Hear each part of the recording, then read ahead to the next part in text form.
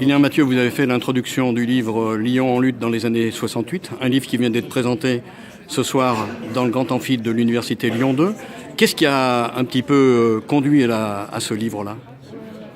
Il y a des motivations pas très avouables qui sont que tous les 10 ans on célèbre l'anniversaire de mai 68, donc c'était le 50e anniversaire et il ne fallait pas louper cette occasion. Après c'était surtout l'opportunité de revenir plus sérieusement sur qu'est-ce qui s'était passé au cours de cet événement et essayer une nouvelle fois de rétablir un peu la vérité des faits devant une espèce de légende dorée de mai 68 qui cantonne cet événement au quartier latin, à sa seule sphère étudiante, à sa seule dimension hédoniste, en rappelant aussi la contribution du monde du travail à l'événement, et puis aussi de rappeler que cet événement, ce n'est pas simplement une petite séquence au printemps de 1968, que c'est un événement qui a des répercussions, des séquelles, des répliques au sens sismique dans l'ensemble de la société française pendant une période extrêmement longue, une période d'une dizaine d'années avec une floraison de mouvements militants, notamment féministes,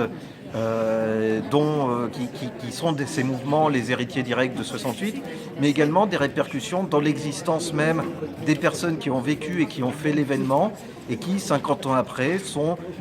dans leur écrasante majorité, toujours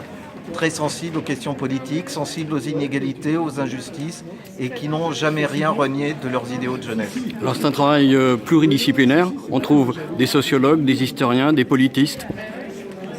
qui contribuent justement à faire des entrées différentes dans ce livre. Oui, alors après on est globalement sur...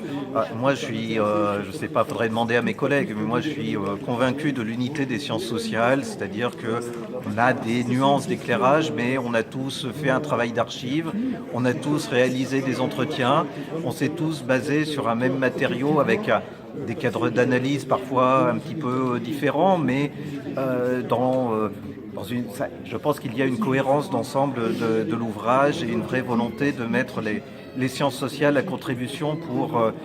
aborder toutes les dimensions de cet événement dans l'agglomération lyonnaise. Alors face à un mouvement qui parfois revient d'ailleurs maintenant dans ce 50e anniversaire de déconstruction de 68 et de 68 porteur de tous les maux, est-ce qu'on peut dire que les intuitions de 68 gardent une pertinence aujourd'hui ?